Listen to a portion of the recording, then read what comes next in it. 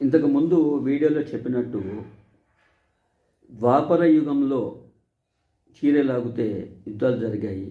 ఈ కలియుగంలో మంచి వస్త్రధారణ చేయమని చెప్తే అది కూడా ఒక పుండు మీద కారం జల్లినట్టుగా యుద్ధానికి దారితీస్తుంది. అంచెలంచెలుగా ఆ వివాదాలు అనేవి పెరుగుతూనే ఉన్నాయి. కానీ ఇక్కడ ప్రస్తుతము ఆ శివాజీ గారు ఆ స్టేజీ మీద చెప్పింది ముమ్మటికి వాస్తవం. ఎంతో సాహసం చేస్తే కానీ అలాంటి సాహసమైనటువంటి మాటలు రావు. ఒక సాహసవంతమైనటువంటి మాట. సో దాంట్లో తప్పేం లేదు. సో ఆయన ఉద్దేశాన్ని ఆ వీడియోలో అక్కడ ఆ సిచ్యువేషన్ని బట్టి మాట్లాడాడు. కానీ అదే సిచ్యువేషన్లో ఉన్న వాళ్ళకి కొంతమందికి సహించలేదు అది. సో దానివల్ల ఇప్పుడు వాళ్ళు ప్రస్తుతం కలియుగంలో మనం ముందుకు పోతున్నామని అనుకుంటున్నాం. కానీ అక్కడ ఆమె వెనక్కి వెళ్ళిపోయింది. దేవాలయాల్లో పైన ఉన్నటువంటి బొమ్మల వరకు వెళ్ళిపోయింది. అంటే అంత వెనక్కి వెళ్ళిపోయింది. సో ఇదండి కలియుగం అంటే. ముందుకు వెళ్ళాలి, ముందుకు వెళ్తున్నారని అనుకుంటాం. కానీ అక్కడ కూడా ముందుకు వెళ్ళట్లే. అదే మాట మీద ముందుకు వెళ్తున్నారా లేదు, మళ్ళీ వెనక్కి వెళ్ళిపోయారు. ఎక్కడికి? పాతకాలంకి. దేవాలయంలో ఉన్నటువంటి దేవాలయాలపైన చెక్కినటువంటి శిల్పాల గురించి మాట్లాడే స్టేజ్కి వచ్చింది ఈరోజు. సో ఇదండి ద్వాపర యుగానికి కలియుగానికి తేడా, వ్యత్యాసం. ఇక్కడ ఎవరిని అనలేము. యాక్చువల్గా శివాజీ ఆయన మాట్లాడిన తీరు అనేది పర్ఫెక్ట్. బట్ అది కూడా ఒక సెన్సార్ కటింగ్ వర్డే.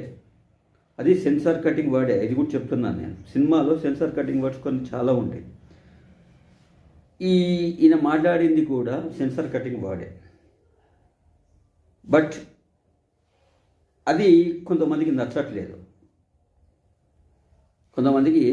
డైరెక్ట్గా ముఖం మీద చెప్పినట్టు చెప్పేశాడు. అది అక్కడ స్టేజ్ మీద చెప్పాడు. సో దాంట్లో ఎటువంటి తప్పు కూడా లేదు. కానీ దానిని పట్టుకొని ఇప్పుడు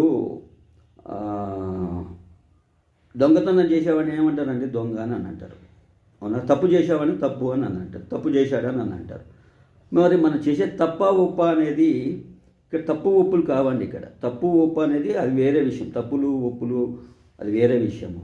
ఓకే, ఒక మంచి మాట అది చెడ్డ మాటగా అనిపిస్తే ఎటు వాళ్ళకి మనం ఏం చెప్తాం?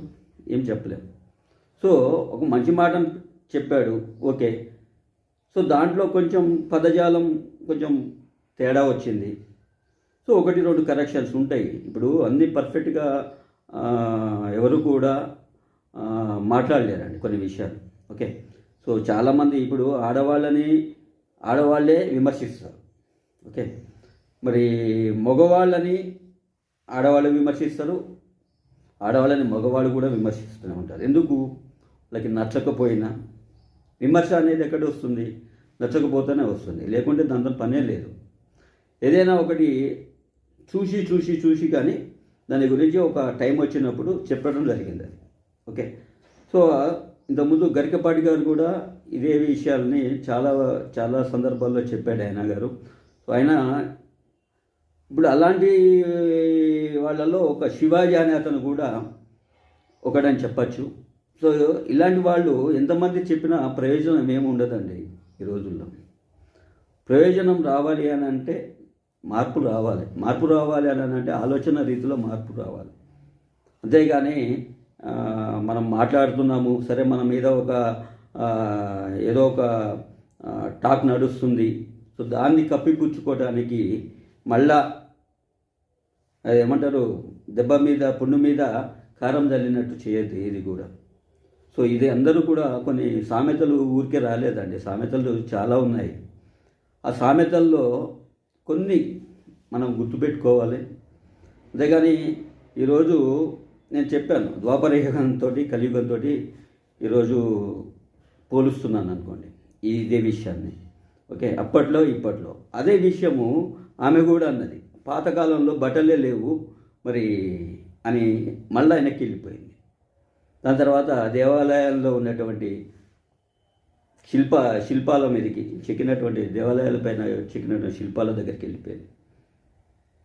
సో అంటే ఏ ఏ రూట్లో మనం మాట్లాడుతున్నాము, దేని గురించి మనం మాట్లాడుతున్నాము అనేది ఒక్కటే గుర్తుపెట్టుకోవాలండి. అంతవరకే, దాని వరకు క్లోజ్ చేసేయాలి. అంతేగాని ఏమంటారు, తెగే వరకు సాగదీయటం అనేది మంచిది కాదు ఈ రోజుల్లో. సో ఇదందరూ కూడా ఇప్పుడు ఒకళ్ళు సినిమా యాక్టర్ సినిమాలో అలానే ఉంటారు, సినిమాలో అంటే అలానే ఉంటారు, దాంట్లో తప్పేమీ లేదు. కానీ పబ్లిక్లో బయటికి వచ్చినప్పుడు కూడా అలానే ఉంటే ఎలా ఉంటుంది? ఇప్పుడు సినిమా షూటింగ్ జరుగుతుంది, ఆ షూటింగ్ ప్లేస్లో ఆ సినిమా తెర మీద పడే వరకు వాళ్ళు ఏ రకంగా ఉండాలో ఆ డైరెక్టర్ చెప్పిందో శృంగారంగానేంటి, whatever it may be, so అంతవరకే పరిమితం అయి ఉండాలి, అంతవరకే పరిమితం అయి ఉండాలి. కానీ ఇలా ఇప్పుడు ఏమైంది, అది రచ్చకిచ్చినట్టు అయిపోయింది. సో ఈ రకంగా ప్రతి ఒక్కళ్ళు కూడా ఆలోచించండి. ఇప్పుడు ఆయన ఏదో నోరుజారి అన్నాడే కావచ్చు, నోరుజారటం అనేది పెద్ద బూతు కూడా కాదు, but what is the fact ఏంటి అనేది చెప్పాడు అంతవరకే. సో దీన్ని ఎంతమంది,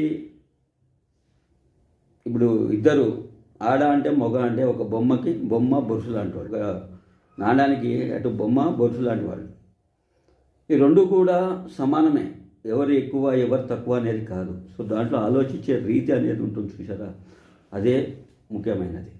మనం ఏది మాట్లాడినా ఒక సభ్యతగా మాట్లాడాలి.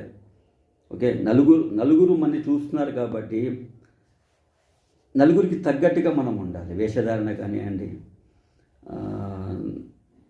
సో మేబీ ఉంటుంది స్టైలిష్, ఇప్పుడు ఫ్యాషన్స్, డిజైన్స్ ఇవన్నీ ఉండొచ్చు. సో మనము ఇప్పుడు ధర ఎక్కువ పెడుతున్న కొద్దీ ఫ్యాషన్ ఏమవుతుంది, బట్ట తక్కువ అవుతుంది. ఈరోజు ధర ఎంత పెడితే అంత బట్ట తక్కువ అవుతుంది అక్కడ. సో ధర పెడితే బట్ట పెరగాలి. ఓకే, సో ఇది కూడా ఒక చెప్పుకోదగినటువంటిది ఫ్యాషన్లో, డిజైనింగ్లో కానివ్వండి. సో ఇవి బేసిక్గా సినిమాలలో తెరపై చూస్తారు. ఇప్పుడు ఆ తెరపై ఆ సినిమాని టికెట్ పెట్టి కొనుక్కుంటే వాళ్ళు భరిస్తారు, లేకుంటే. కానీ ఇది కొన్ని ఉంటాయి పబ్లిక్గా